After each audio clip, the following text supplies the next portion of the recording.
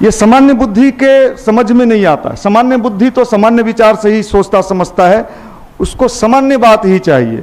मेरा आईक्यू बढ़ जाए, मेरा माइंड पावर इतना बढ़ जाए कि थोड़ा और घूस कमा सकें, माइंड पावर बढ़ जाए जिससे हमारा समाज का विकास हो नहीं है, और माल बैठे बैठे फ्री में कहाँ से आ सकता है। इस तरह के लोग होते हैं, बड़े सीमित दायरे में सोचने वाले लोग होते हैं।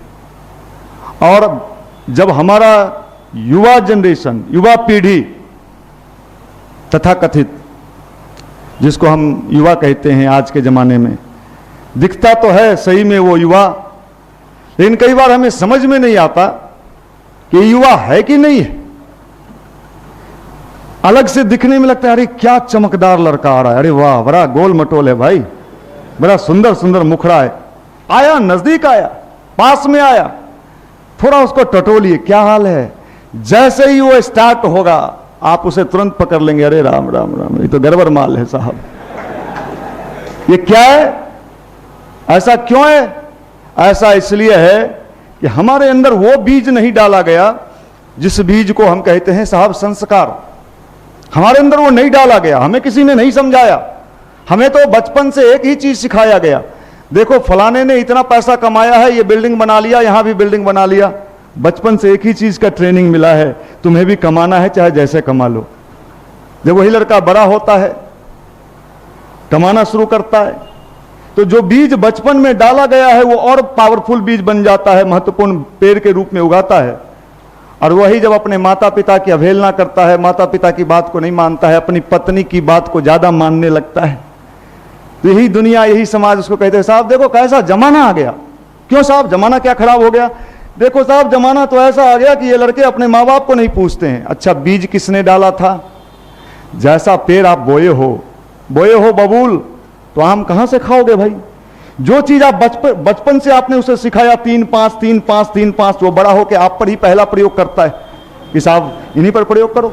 भस्मासुर शिव जी का बड़ा भक्त था, खूब तपस्या किया, और तपस्या से जब उसको फल मिला, कहा अच्छा तपस्या तो मिला, आप कहते हो तुम्हें ताकत मिला, आइए तो पहला प्रयोग मैं आप ही पर करता हूं कि मेरा तपस्या क्या।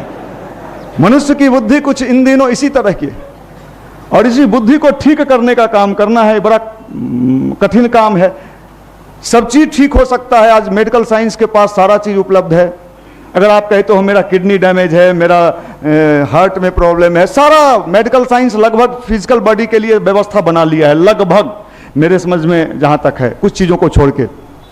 लेकिन अगर आप किसी के पास जाइए और कहे साहब क्या कहें, मेरी बुद्धि मेरा साथ नहीं, मेरी बुद्धि हमेशा गलत रास्ते पे ले जाता है, जो नहीं चाहते हैं वो भी हो जाता है, बार बार नल खोल देना पड़ता है, टोटी निकल जाता है, पानी निकल जाता है, कुछ उपाय बताइए।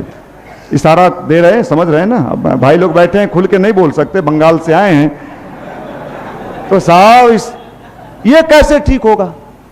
इसकी कोई व्यवस्था है कि नहीं है? हमारी बुद्धि कहां ठीक हो?